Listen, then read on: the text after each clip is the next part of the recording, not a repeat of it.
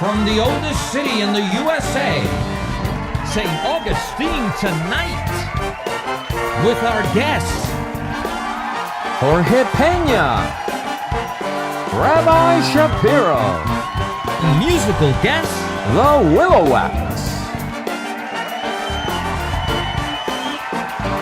and your host, Jorge Rivera.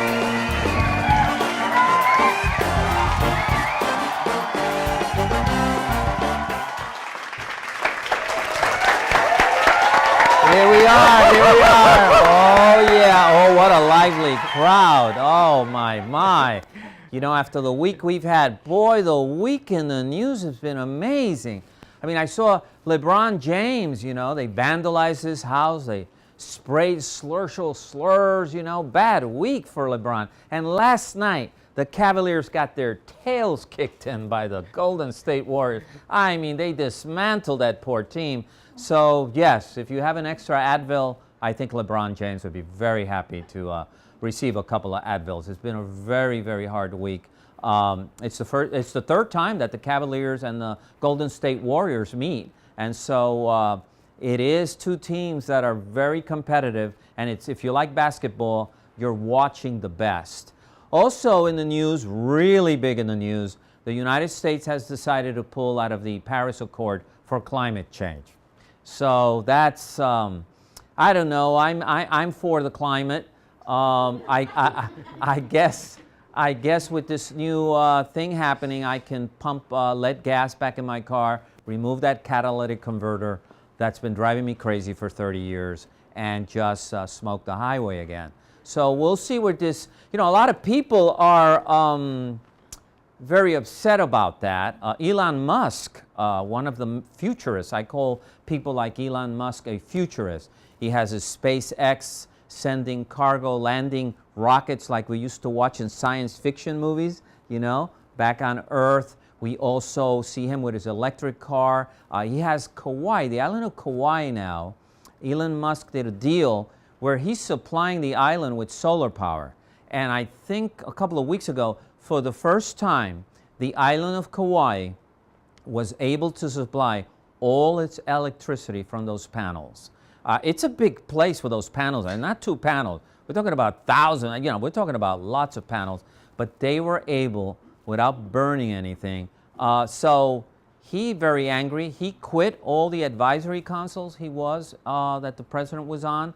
So there's been a reaction. So let's keep our fingers crossed. Let's hope the best for the planet.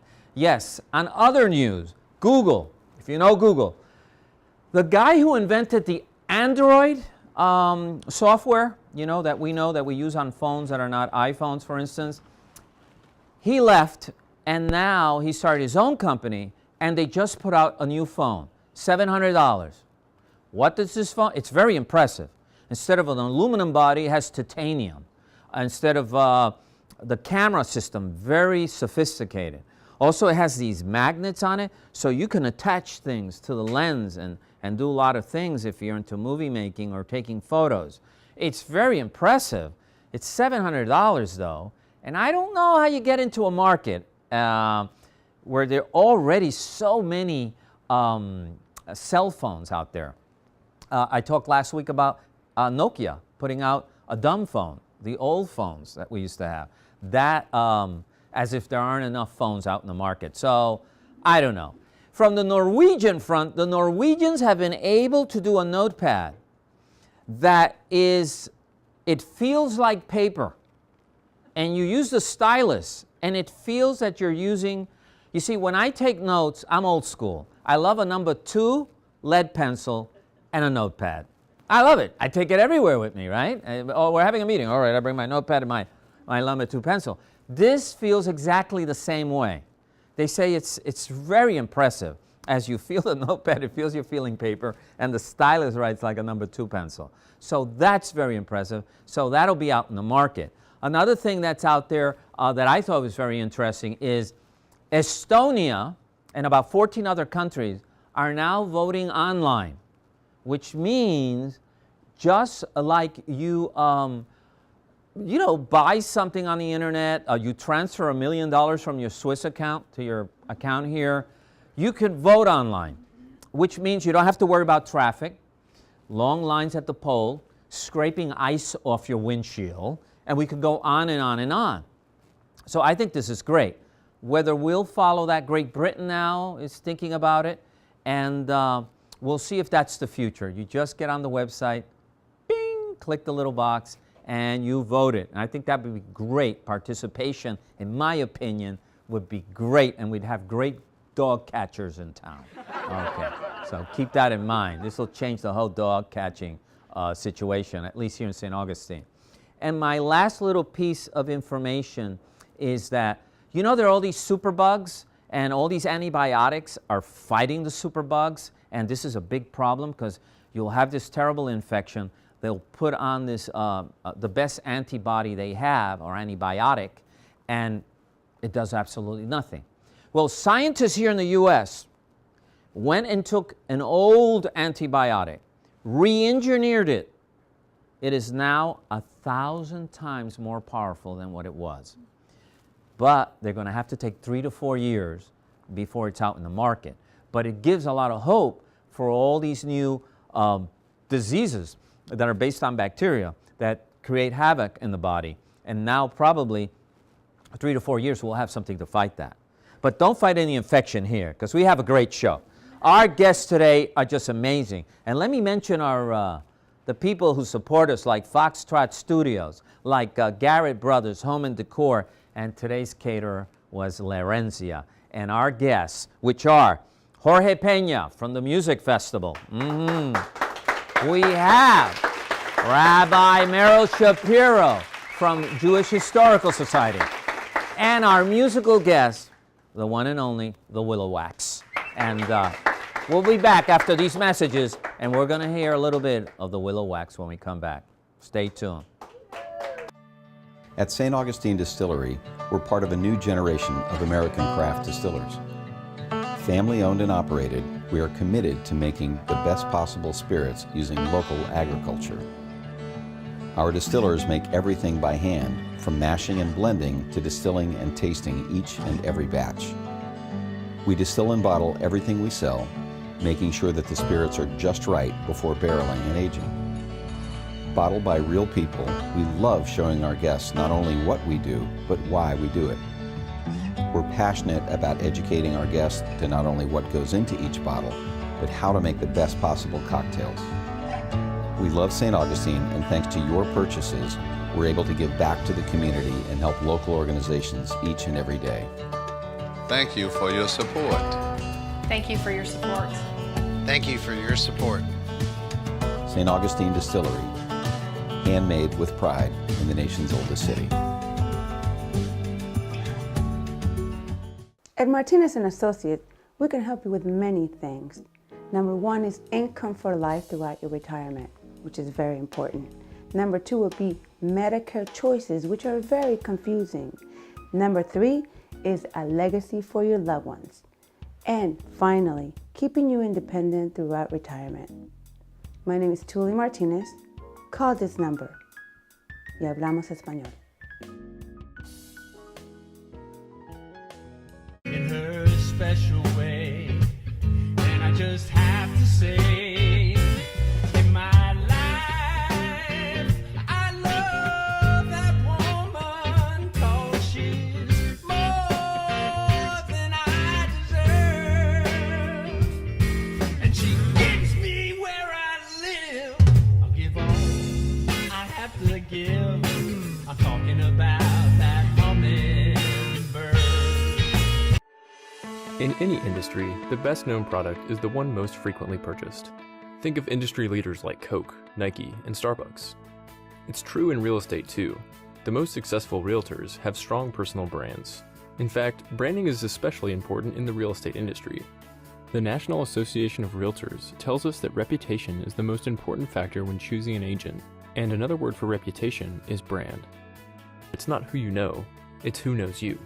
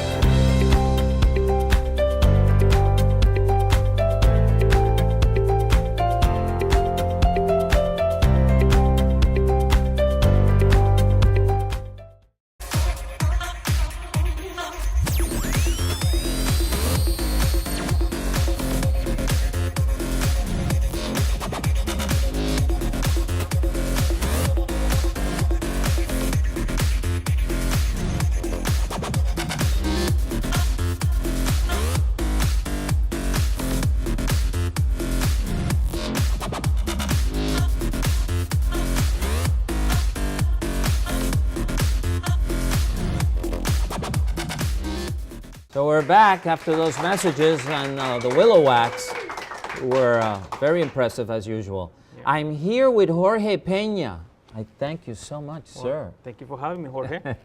Yes, Jorge. His name is also Jorge. Very unique name in Latin America. Yes, very few people have that name. I think. I told my mother to call me Pepsi Cola. It would be recognized, but no one would have it, see? So,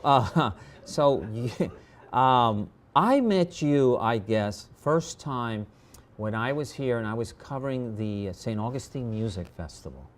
And we'll talk a little bit about that, but tell us, where are you from originally, Jorge? I was born in Honduras. Originally, that's my short version. My longer version is actually was born in Nicaragua, but never lived there. I was actually just born there, and I was raised in Honduras. So for the short answer is, I tell everybody, Honduras. Honduras. Yeah. Okay, all right. And what instrument do you play, Jorge? I play both the violin and the viola, but I specialized, and I play professionally the viola, and that's what I like to perform in. Right, I like the sound, it goes with my personality perhaps, I don't know what it is, but that's what I like to focus on. Right, well, for me, I'm not a music person, but to me, when I look at the viola and I look at the violin, I see the same instrument.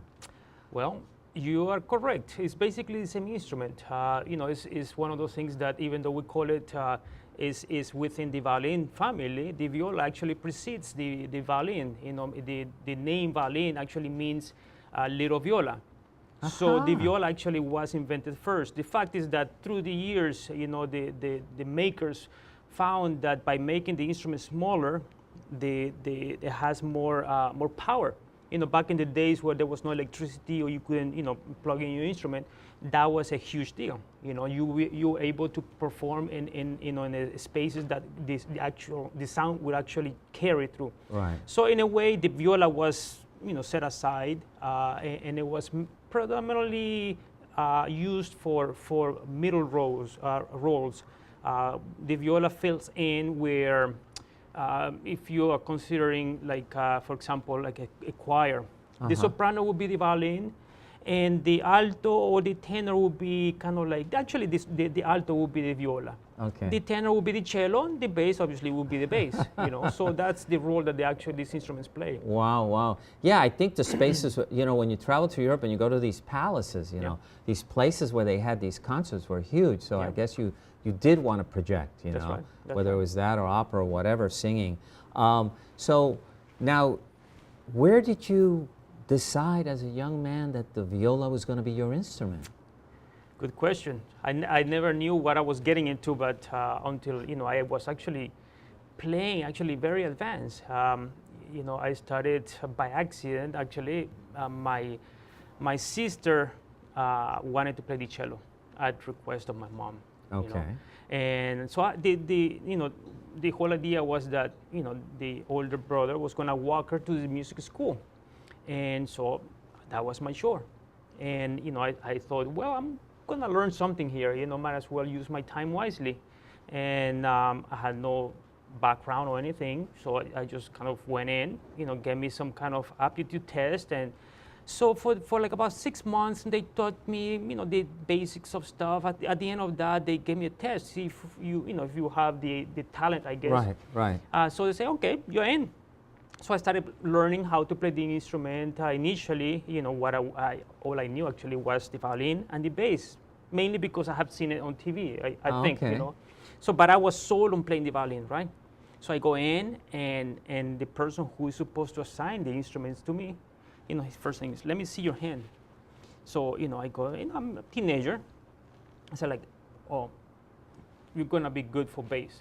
So he gives me a bass because he says, you're going to grow up and you're going to be your hand's going to be too big for your instrument. So you want to play a bigger instrument. Makes sense. Well, I went home, I practiced, it wasn't for me. So I came back to him and I told him, well, I want to play the violin, He says well, tell you what, I think you should try the cello. You might actually like it. So he gave me the cello, and I went off and I practiced, at school and at home for a whole week. And I actually liked it a lot. I actually almost stayed there. I love the deeper sound of the cello. And actually, it's very easy because you put it on the floor. You know, it's just kind of it's a relaxing way to play it. But I was sold on playing the violin, so I went back to him and I said, I want to play the violin. Guess what? He gave me a viola, and he didn't tell me what it was. You know, he's like, well, here you go. And I went home happy. You left home thinking, oh, what a con man. That's the end of the story. But the thing is that they do sound different. You know, the violin obviously is not just higher, but the viola, because it sits in that register, it has a different timbre and a different, you know, just the qualities are a little bit different. Yes, the texture, the whole. I say, you know, it has the best of both worlds. I can play really high notes and I can play really low notes. So we borrow, you know, repertoire from the cello, we borrow repertoire from the violin, and we can play in both. Wow. You know? Could we see your viola? Yeah. You show me your viola, I'll show you my here. viola. Okay. See what you got. Oh, wow. That is, you know, I always feel like these things are so fragile that if I touch them, I break them. You know, people talk of what, the Stradivari or something, which is like a very, very unique, but you know, and you see these things, and even in the picture, it looks like you don't want to get too close or they'll break. Yeah. You know, the fact is that these instruments were designed in a time where, in the Baroque era, where everything was made in a way to be very pleasant, one, and very voluptuous. You know, they have these things that, you know, seems like they don't serve purpose, but they actually do. The designs, you know, they look very fancy. You know, it's like you go to those like palaces that you see. There's a lot of scrolls and a lot of elaborate things. That's where this instrument, the design comes from. Italy and exactly, you know, these instruments were designed in Italy. That's you know, that's what they look. But the fact is that you change a millimeter here or there, it would sound different. Wow. I mean, that's why the person who actually invented the design, Niccolo Amati, he hit it right on the head, because the instruments haven't really changed anything. Wow. Now, the instrument I have right here is a modern instrument. Right. This particular one was made for me by Bob Broad. He's a maker in New Jersey. And he made this especially for me. It was his 100th instrument, so he made it. He said, I'm going to use my best materials, you know, best wood, been saving it for a long time. And he made it the first time that this type of instrument, this model of instrument was copied. This is a copy of one of the original Amati copy, basically. Oh, wow. You know, the instrument was put away for a long time. Would you guys like to hear it? Yeah. Give us 30 seconds of what this thing sounds like. Okay. I'll play something that goes. It's in line with you know, when the time these instruments were made. Okay. This Circa 1700s. Okay. This is by Bach.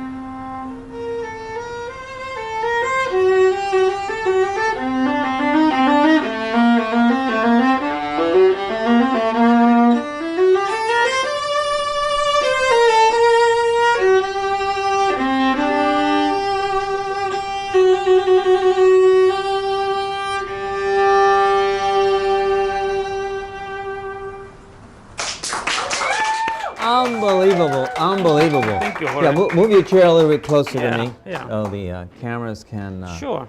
Yes, that is beautiful. And boy, I still don't get how you guys do with that horse here and everything. It's unbelievable. But you are also a founder, and your wife also, Yin Kim, of the St. Augustine Music Festival. That's right. And that's coming when? That's coming up right now. It's on the 15th. We're starting on the 15th of June. Wow. Obviously, we have 6 performances. It's Thursday, Friday, and Saturday, and then we repeat exactly, not exactly the same thing, but we do, the next week. Same every days, single, same days. It's at the Cathedral Basilica. You get out of the heat in the summer, and you experience, world-class music by world-class musicians. Very proud. It's grown a lot. This year is what? Year what? Our 11th year. 11 years doing this. Yeah. And Thank you. let me tell you something. If you don't come early enough, the performance start around 7:30? 7:30, all the performances. All yeah. the performances start at 7:30. They're all different. It's 3 days and 3 days. The creme of the planet. If you're not there early, those doors of the Basilica close, and you're out. I've seen them actually close those doors with people like trying to get into Noah's Ark, okay? And just boom. So but when you're in there, it's an emotional experience, so definitely. Yeah. And now your wife is a cellist. My wife's a cellist. So at least you took a cellist home. Well, yeah. And I have a daughter that plays the violin as well. Oh, wow. Obviously, they're going to be involved in this festival. We're bringing really fine guest artists. We are happy to bring back Nigel Armstrong, he was a huge success last summer. So we thought, it would bring him back again. Mm-hmm. And Elisa Corionen, who had to cancel last minute because of she was diagnosed with cancer, and happily to say she's doing fine. She's going to be actually closing the festival for us. Wow. Fantastic violinist. That is awesome. Yeah. So here's my last question for you. Well, 2 questions. Number 1, if you could have the time to learn any other instrument, what would it be? Cello. And the last question, if you were on an island and you can only hear one piece of music related to your instrument, what would that be? Goldberg Variations. And he is from? Bach is Johann Sebastian Bach. He wrote it for the keyboard. Okay. It was originally for the keyboard. Yeah, it's an incredible piece that like this is what classical music does. I mean, it's entertainment, and it was written as entertainment even back then, but it's designed in a way to challenge each of us and we have to see it as pieces of art. I mean, it's up to the performer how we shape it and so forth, but the music is all there. Yeah. And the genius of Bach was that he has so much abilities that he actually is able to encode messages inside the music. He lived in a time where Leonardo da Vinci was encoding messages in his work the same way. It was a popular thing to do. Wow. So this guy, he writes everything with hidden messages, and we don't know. Right. Sometimes we don't get it, but analyzing it, you find out. Wow. The thing is that at the end is that you close your eyes and you can hear it and you appreciate it. You don't have to know about music. Right. You don't need to know about classical music, but the fact that you take the time to appreciate it, and just like you take a time to stand up and look at a piece of art, it just speaks to you in a different manner. And we appreciate you. Well, thank you for having bringing me. this. It's a pleasure. It was this. You are coming back, young man. Well, and so I will see you. Thank you. That's yours. We'll be back after these messages. Thank you. Thank you. At Martinez & Associates, we can help you with many things. Number 1 is income for life throughout your retirement, which is very important. Number 2 would be Medicare choices, which are very confusing. Number 3 is a legacy for your loved ones. And finally, keeping you independent throughout retirement. My name is Tuli Martinez. Call this number. Y hablamos español.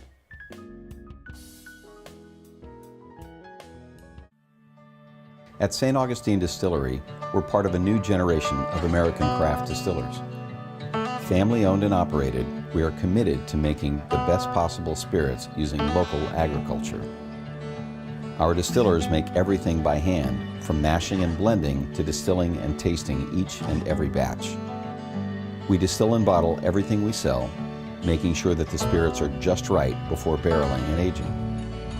Bottled by real people, we love showing our guests not only what we do, but why we do it. We're passionate about educating our guests to not only what goes into each bottle, but how to make the best possible cocktails. We love St. Augustine, and thanks to your purchases, we're able to give back to the community and help local organizations each and every day. Thank you for your support. Thank you for your support. Thank you for your support. St. Augustine Distillery, handmade with pride in the nation's oldest city. Hello, I'm Grant Paxton. Welcome to Foxtrot Creative Studio. Let me show you what we do. We've been in business for 3 years now. We can create different graphics for you, ads, mailers, flyers, business cards, logos, and even websites. And we're also a printing company as well. So we can create for you the design you need and then the final product. We can usually get you with a design, we can get you a brand new business card in less than 2 days.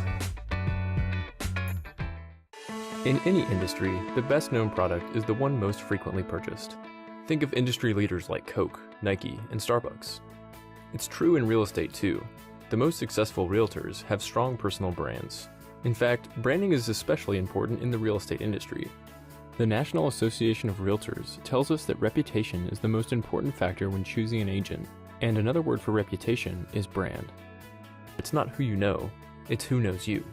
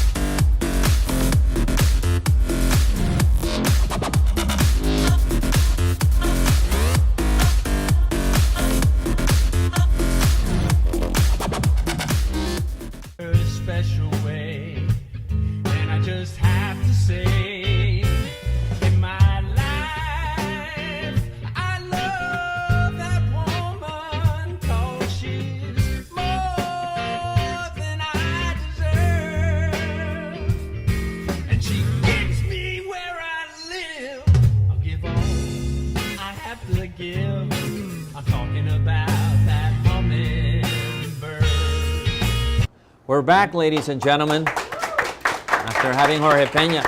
Now my guest is Rabbi Merrill Shapiro. So nice to have you here. It's wonderful to be here. Wonderful to be here. I got to know you by covering a lot of your lectures that you bring these very interesting people to talk about so many things related to Jewish culture here in the United States, past and present. Right. So yes, I find you very interesting because you're like a detective looking for these Jewish roots in history. And what is Jewish culture like here in St. Augustine? Currently, well, we hope it's on a glide path to greater altitudes. We have 2 synagogues, we have lots of Jews who are unaffiliated, but we've been gratified by the interest in our historical research and just dusting away a small cover of our history and finding such fascinating and interesting things surprised us all. Really? What we found, yes. And originally, where are you from? I'm originally from northern New Jersey. Northern New Jersey? Yes, northern New Jersey, because there are really 2 states. There's a southern New Jersey, that's a suburb of Philadelphia, and northern New Jersey, that's a suburb of New York. The Civil War did not settle that problem there. We have not finished. We have not finished at all. Oh, wait. You think there's a big difference between both sides? Between the southern New Jersey? North, You know what?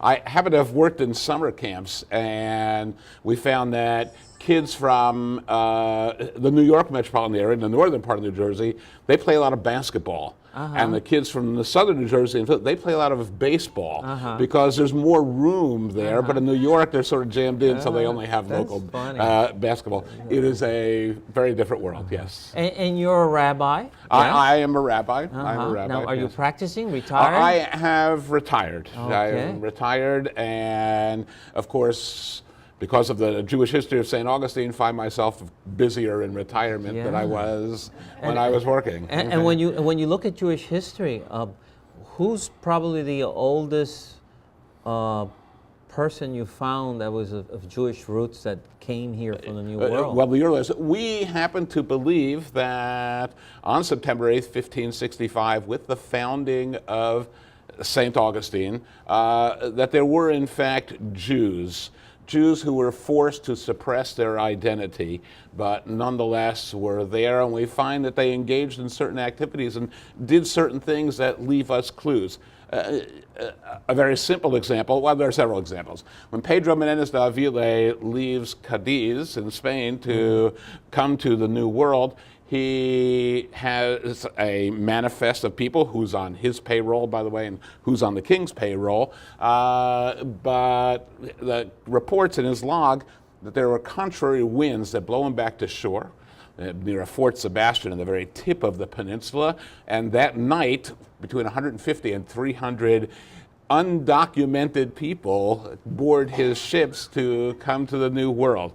Now, there were laws against non-Christians. You had to have limpieza de sangre, purity of blood. And we think these people were bypassing the laws, and some of them may have been Jews in hiding. Jews, of course, were forced to go underground in the Inquisition that was instituted in the 1470s, 1480s, and then, of course, Jews were expelled from Spain in 1492. Right. So by 1565, if they were Jews, they were very much in hiding and outwardly looked like good Catholics. Yes. They come here to the New World, discover, of course, sea land on the feast of St. Augustine of Hippo, August the 28th.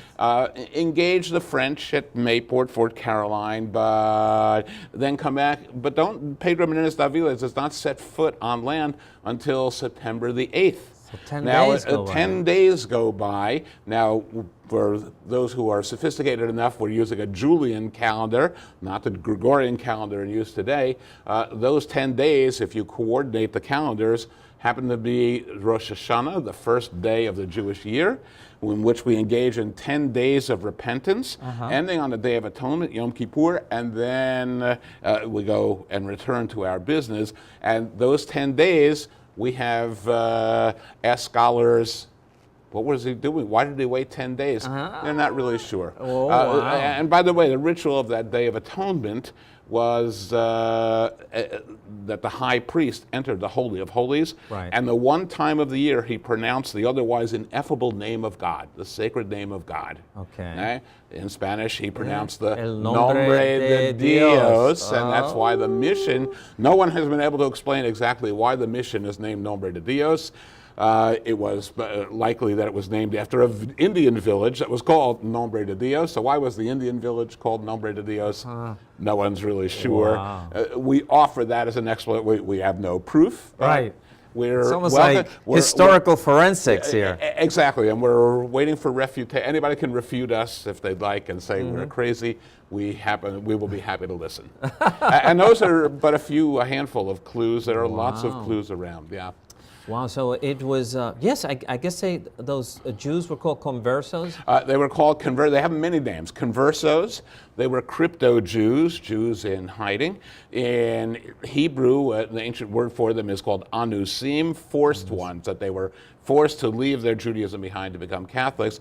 Otherwise, they could be burned at the stake in an auto da fe, tortured by the Inquisition, and it was a word would have been expelled from Spain, of course. I remember a film you showed of this village right on the border with Portugal, where the people who are Jewish still have the secret ceremonies, and they close the windows and they dress. And I watched that film, and it was like it happens today. And they're still doing it. It is. And I was like, oh, don't they know? But they know they do. And there's some rituals that are like mixed with Christian ritual. Half Christian, half that, and they all take baths on Friday. Why do they take baths on Friday? Well, they have to prepare for the Sabbath. They put on new clothes. And in fact, there were edicts of grace that the church published that says, watch your neighbors, they might be engaged in these activities, and therefore they might be Jews. Right. So if they light a lot of candles on Friday night, people would rat them out. If they don't eat shrimp or shellfish, if they refrain from eating pork, they might be Jews, but there were people like that who were high. Wow. So in modern times, there are the descendants of those people who go into a closet on Friday night and light candles. It is not satisfying for them to light them out in public. Even here in the United States in 2017, the hiding is part of the ritual. Wow, wow. It's a fascinating now, study. Another thing you did I found very interesting was the rabbis who came back. Yes. Okay. First of all, on June the 18th of 1964, in the days leading up to, and this was the St. Augustine movement, Reverend Dr. Martin Luther King called a friend of his, Rabbi Israel Dresner in Springfield, New Jersey, and said, we need as many rabbis down here as possible. Come on down. So he happens to have found him at a convention of rabbis in Atlantic City. They read the telegram from the podium, and 16 rabbis and one administrator got up and went to their room. Some of them we know, Rabbi Daniel Fogel, for example, left his wife and 2 babies in diapers behind in a strange hotel room in Atlantic City, got on a plane, came to Jacksonville, were housed here around Lincolnville, by the way, went to hear a sermon in St. Paul's AME, got directions from Ralph Abernathy and from Andrew Young, walked up and went over to the Monson Hotel, where arm in arm with an African-American young person from Albany, Georgia, in most cases, walked into the lunchroom at the Monson Hotel, where they were promptly arrested. All 16 All 16. It was the largest mass arrest of rabbis ever in the United States. And that now has an asterisk. In the past week, a bunch of rabbis were arrested by prearrangement, I might add, demonstrating on the street in front of Trump Tower in New York. And they were all home by 1:30 in the morning because one of them was my son-in-law. But these rabbis were arrested and held overnight, wrote an important letter saying that we can't stand idly by. We can't stand silent. The title of that letter is Why We Came. Why We Came to St. Augustine. You can find it on the internet. Yeah, it is such a powerful letter. All 16 of these rabbis under one light in a cell, because to punish them, they put them all in one cell, and they wrote this letter, Why We Came. If you read that letter, it will stir your emotions. Yeah. And I remember one of those rabbis saying the funniest thing, that he said when they were released from jail, they had almost no money, and they were in the black neighborhood, and they saw this place they could smell the chicken. They went, and when they went in, they really had no money. One of the black guys looked up and said, "Hey, those are our rabbis." Exactly. And he said he never had a better chicken dinner in his life. Exactly. They were hungry. They were tired. They were exhausted they were up all night. And it shows.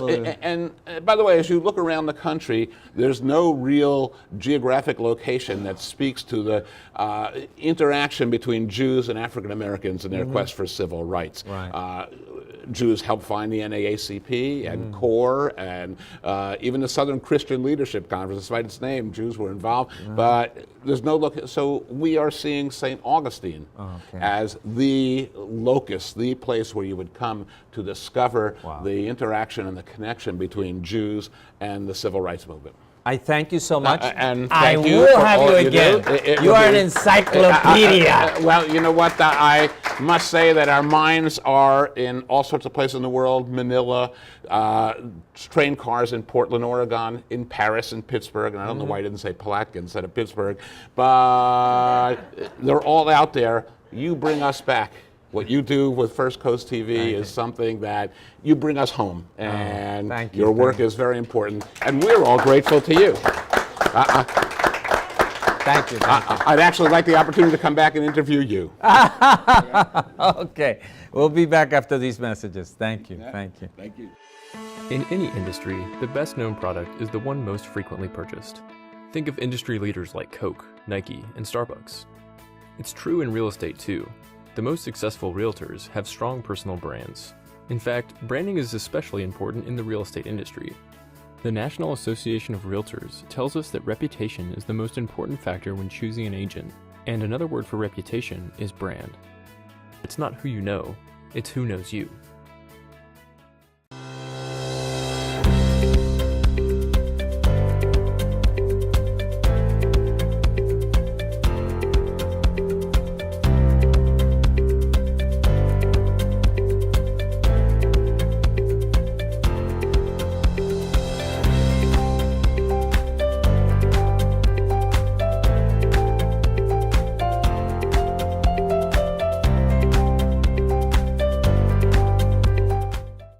At Martinez & Associates, we can help you with many things. Number one is income for life throughout your retirement, which is very important. Number two would be Medicare choices, which are very confusing. Number three is a legacy for your loved ones. And finally, keeping you independent throughout retirement. My name is Tully Martinez. Call this number. Y hablamos español.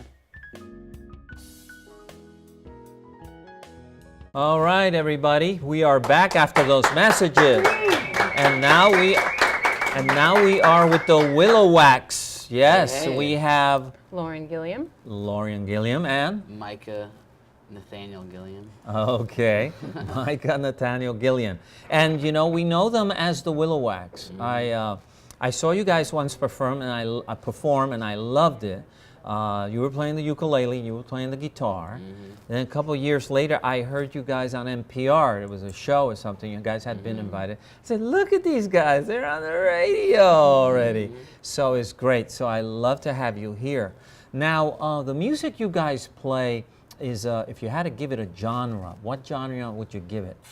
It's a bit of a mix. It's definitely acoustic for the most part. And it's sort of folky, but it's sort of pop. Okay. Americana is a word that gets thrown So it's in kind there. of eclectic. Yeah, it's definitely a mix. It's a mix. It's not like a. It's not just mashed potatoes and gravy. You know? There's a little something Yeah, else. yeah. And now you play the ukulele. Yeah. Why the ukulele? Why not the tuba?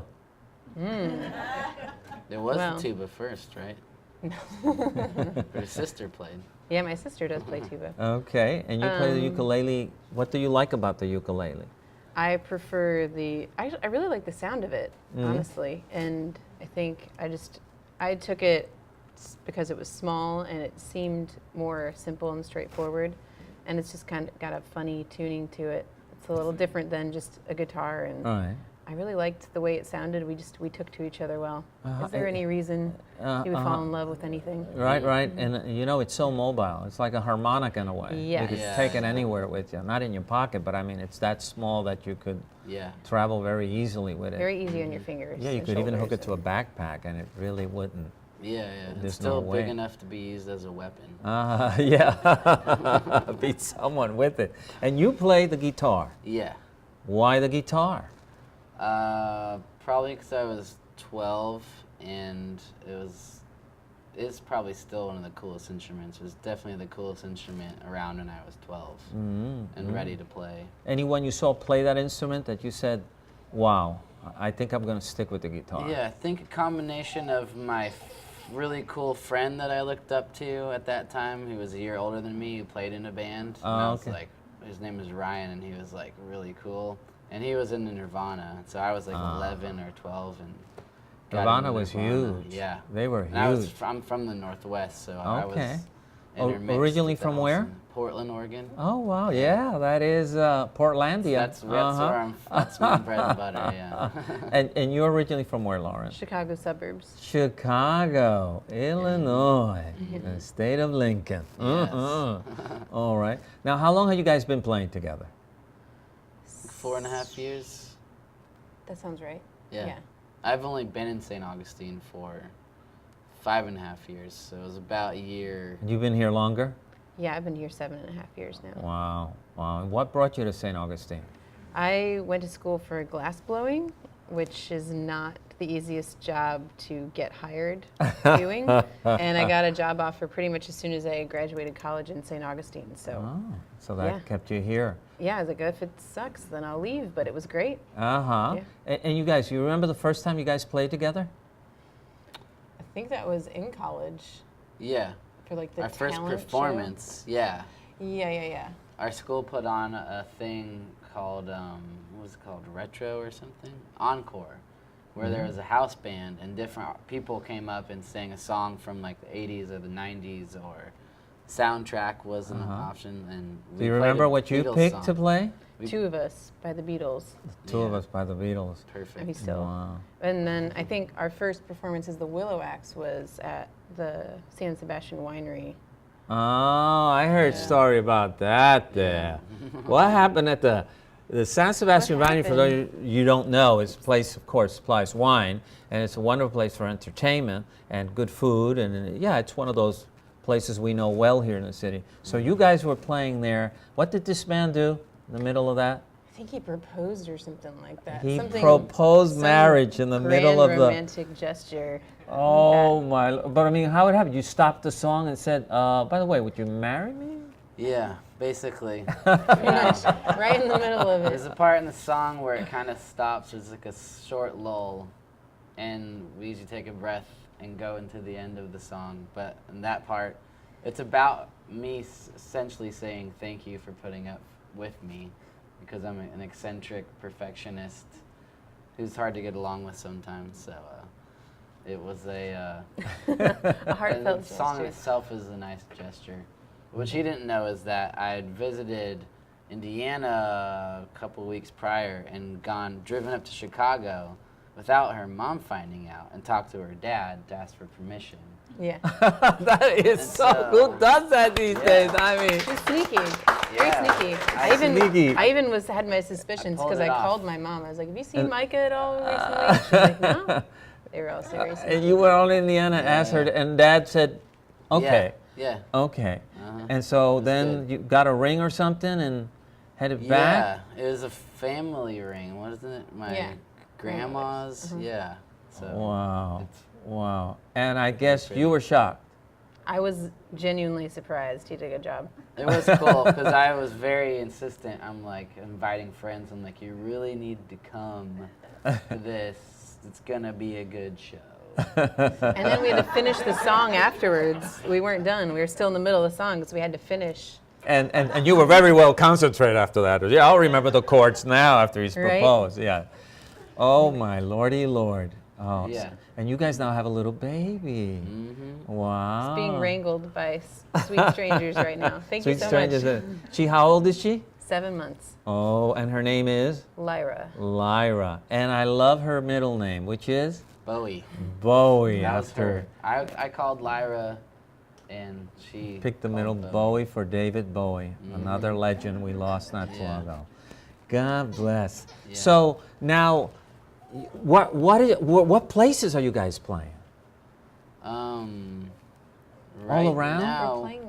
Well, our next thing is Prohibition next Friday. We've got a show there. Prohibition Kitchen on, I don't know what day it will be with. Okay. So you're playing the circuit, like they say, around town. Yeah. Now you play outside of Florida also? Yeah, we usually do like house shows and like backyard shows where it's like intimate, like our music is very soft and it's so detailed. cozy. Yes. So I think for a musician that is such a nice environment. Yes. It's not that, so. you know? Yeah. I mean, it's almost like playing with family and friends. Yeah. That kind of thing. Yeah, that's what we like. So now, who would you say influenced you in music? When you look at stuff that you listened to, you liked?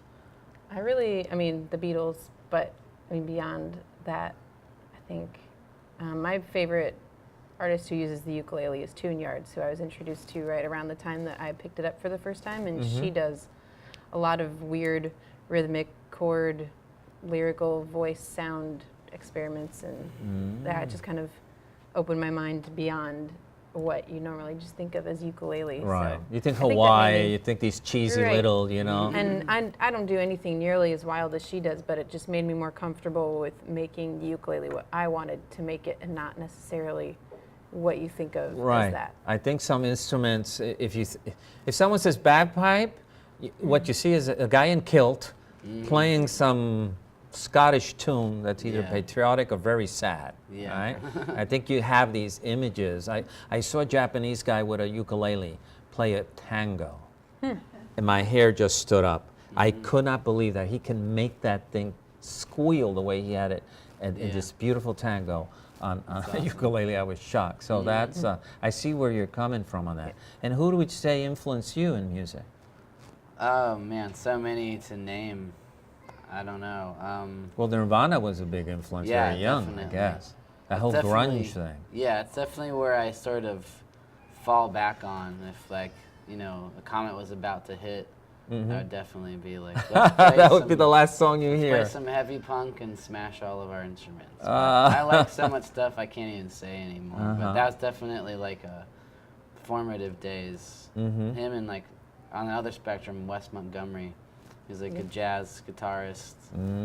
Very, I love jazz. Very rhythmic and very melodic and very easy to understand without really having to know the language of jazz, which I really liked and spoke without having to have like a too critical understanding of it. Right. So, yeah. I mean, you know, little Lyra, growing up with you guys, so much music. I don't know what instrument she'll pick up. I'll be curious. If at all, who knows? I thank you both guys. Would you guys play something for us? Yeah. All right. When Let's we do come it. back, the WilloWacks. And a special way, and I just have to say, in my life, I love that woman 'cause she's more than I deserve, and she gets me where I live. I'll give all I have to give. I'm talking about that hummingbird. At St. Augustine Distillery, we're part of a new generation of American craft distillers. Family owned and operated, we are committed to making the best possible spirits using local agriculture. Our distillers make everything by hand, from mashing and blending to distilling and tasting each and every batch. We distill and bottle everything we sell, making sure that the spirits are just right before barreling and aging.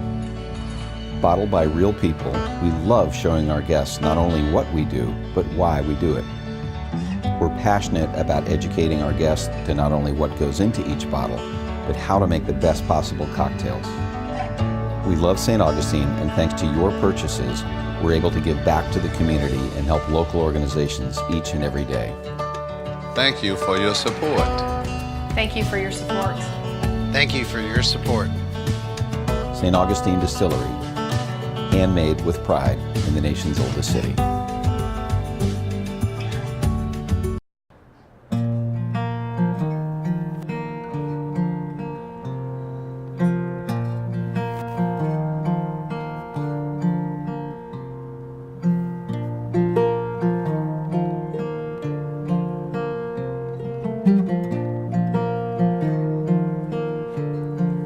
Sleep tight, my love. You need your rest.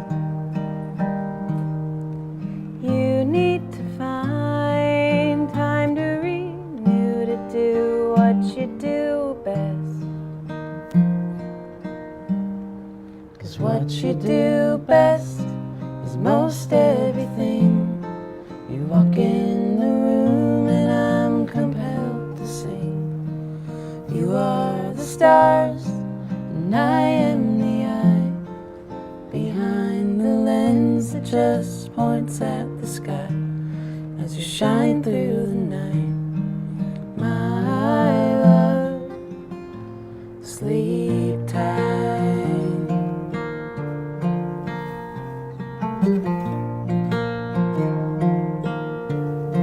Sleep tight, my love. You need your rest. You need to find time to renew, to do what you do best.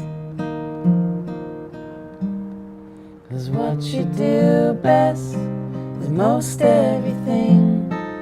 walk in the room and I'm compelled to sing. You are the stars and I am the eye behind the lens that just points at the sky as you shine through the night. My love, sleep tight.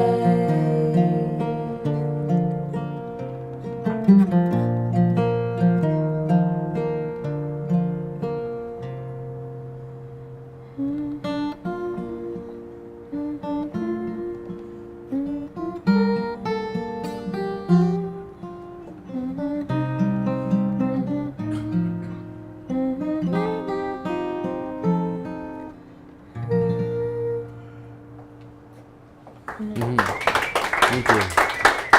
Thank you, everybody. Those are the WilloWacks, and we'll be back next week with another amazing show, so tune in. Thank you, thank you.